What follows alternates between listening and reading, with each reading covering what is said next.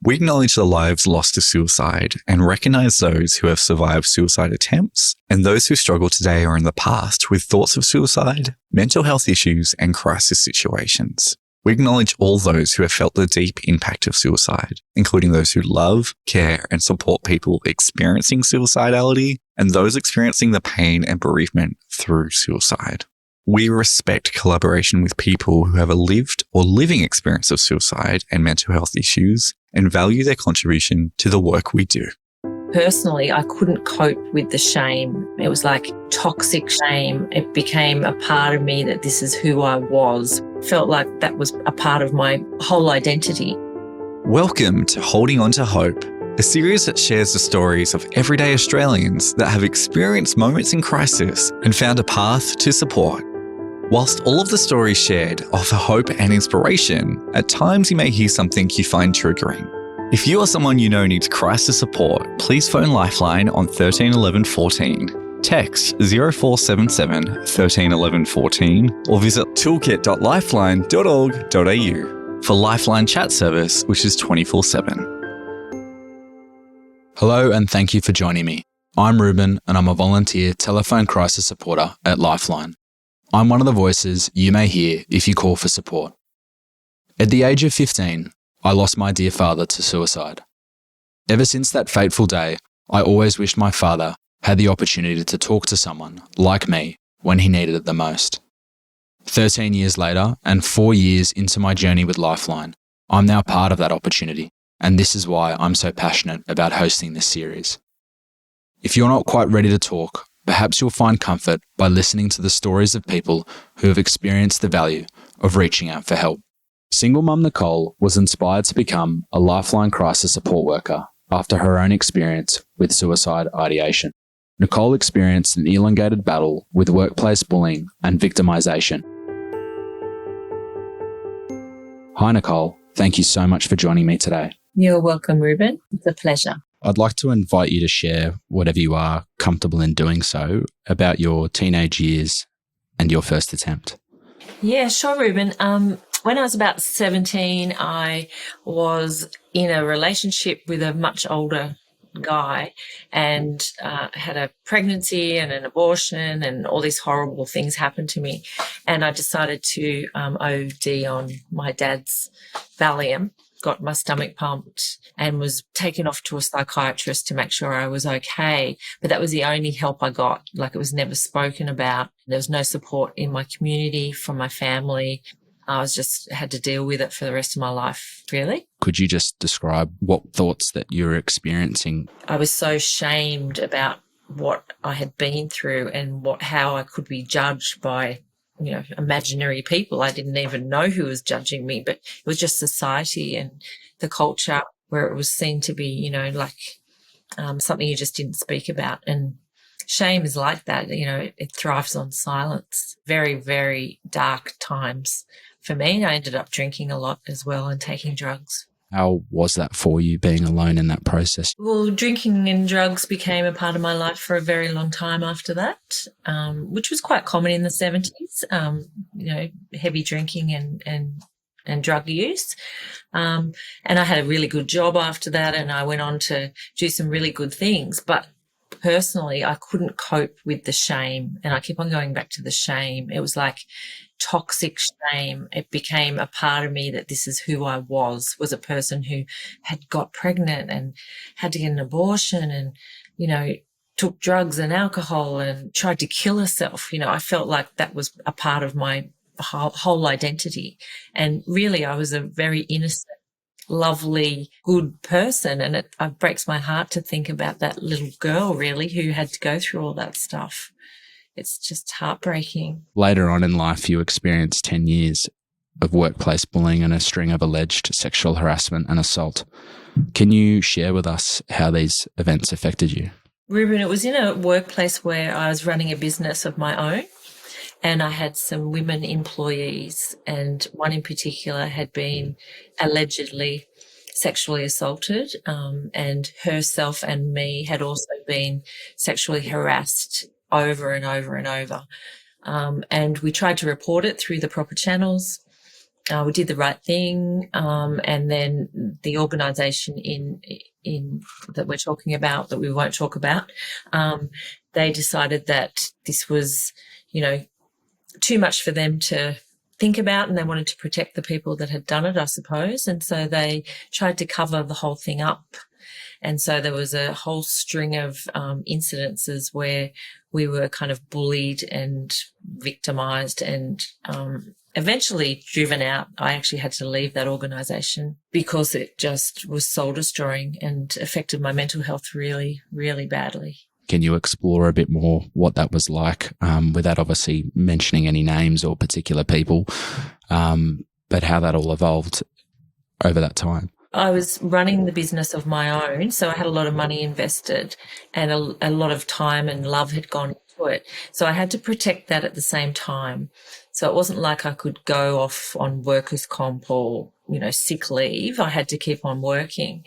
And so the pressure of working as well as looking after my children, because I'm a single mother as well, and protect the financial interests of the business, the pressure was immense, and I found myself trying to cope with alcohol again, drinking too much to relieve the pressure at the end of the day. Oh my God, I need to drink just to get through, which of course compounded everything and made it even worse. It also affected my self-worth a lot, because here I was a well-respected businesswoman, and I was being treated in this horrible way behind the scenes, more or less. A real challenge and something that, caused me to have a huge emotional breakdown a few times, but one time in particular, I ended up in a hospital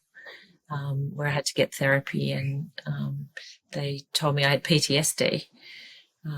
And that was because of the bullying and victimisation. So, yeah, it's a very intense time. What was your first step in getting help for the issues that you were struggling with and having to go through at the time?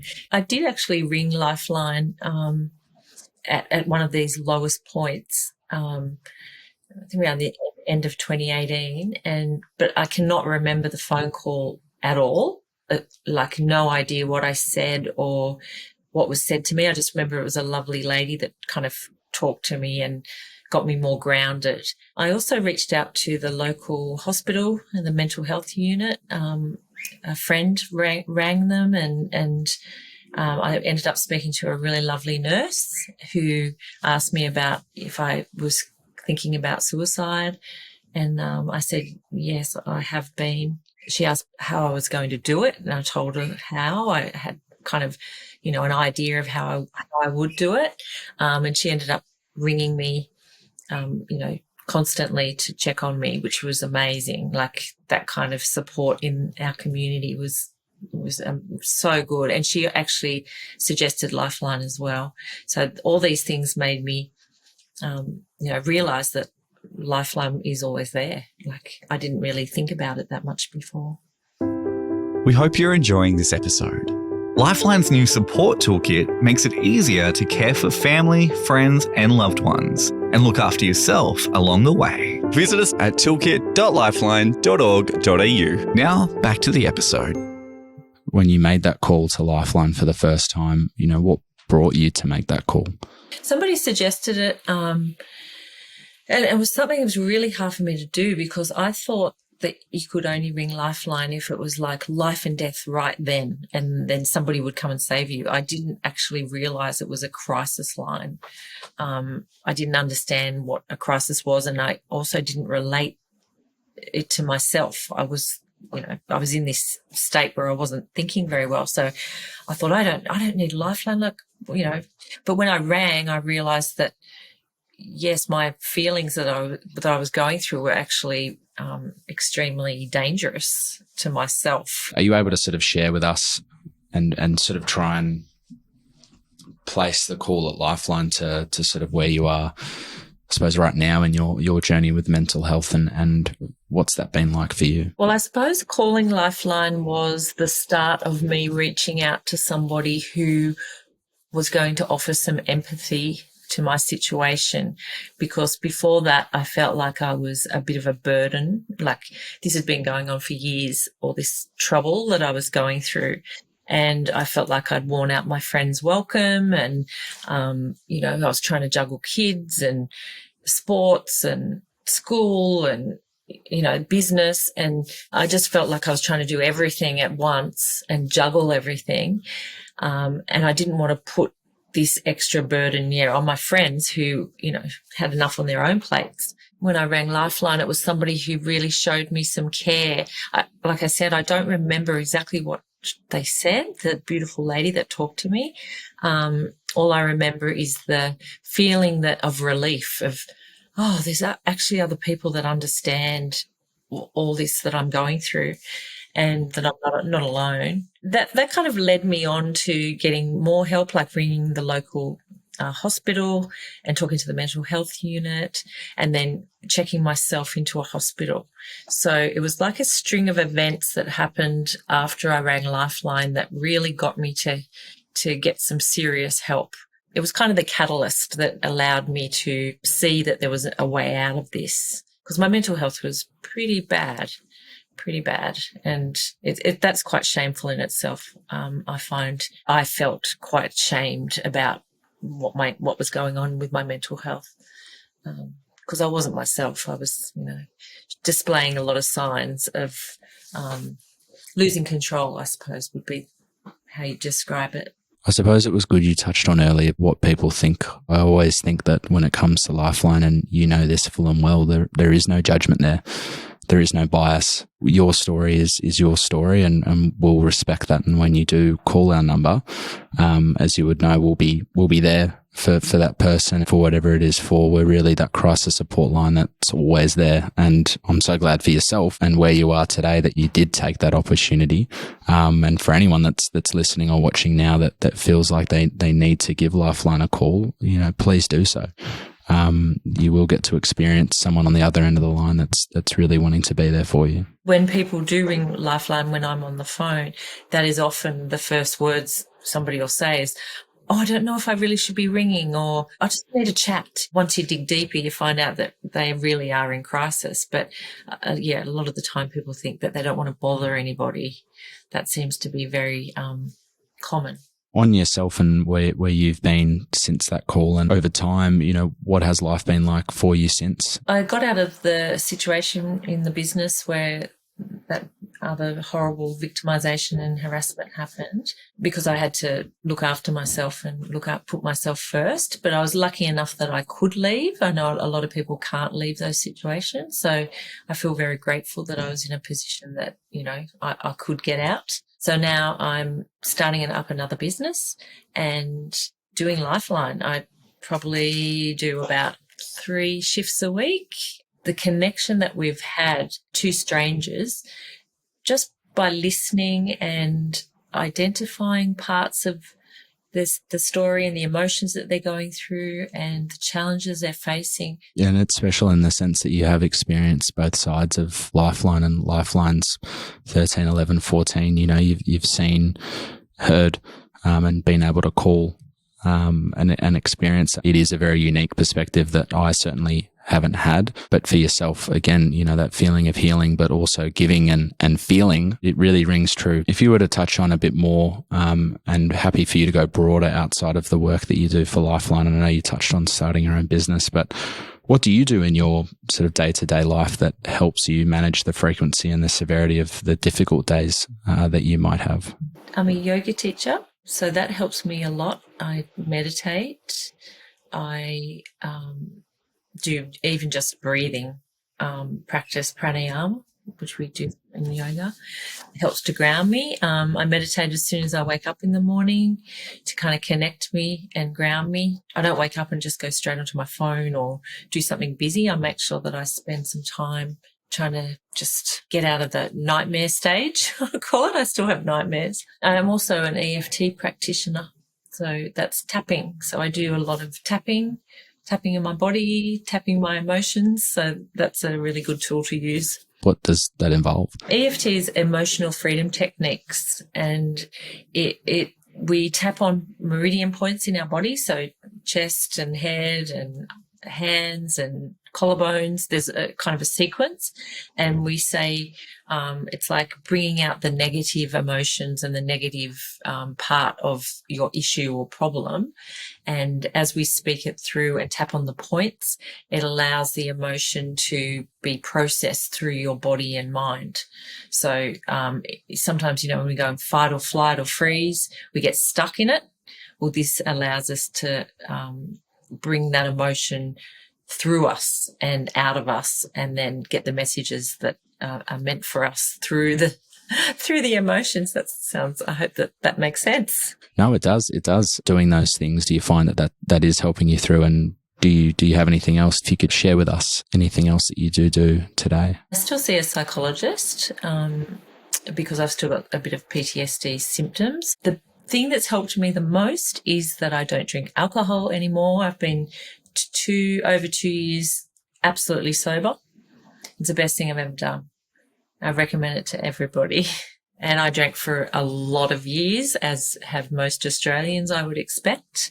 And I just got to a point where I just said, enough, that is enough. I'm not going to allow a depressant to depress me anymore. So, yeah, gave it up, and life gets better and better without alcohol. A lot of people don't want to hear that. They're not ready to hear that alcohol, you know, is something that they perhaps should give up if they're feeling depressed.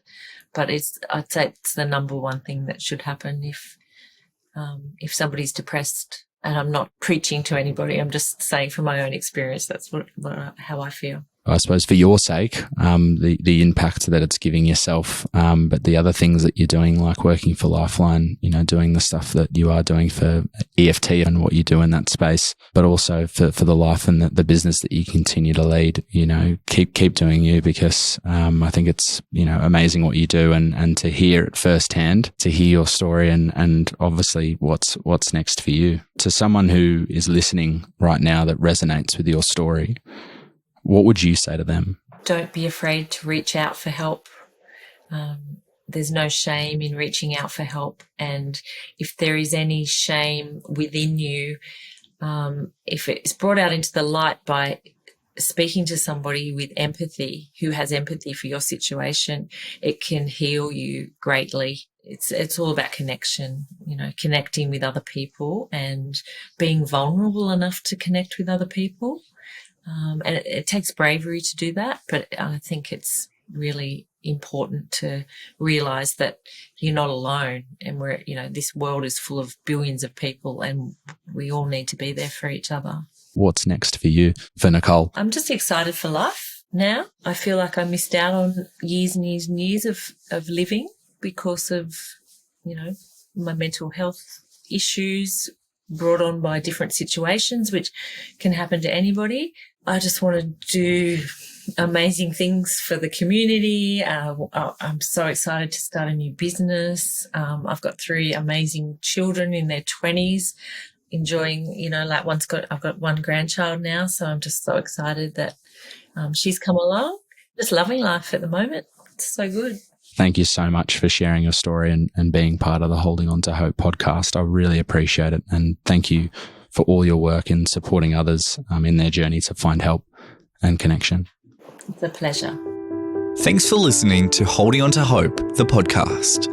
Lifeline is grateful to all Holding On to Hope participants for choosing to share their personal lived experiences openly and courageously in order to offer hope and inspiration to others. Your act of kindness makes for a better world. And remember, you don't have to struggle alone. Visit toolkit.lifeline.org.au today.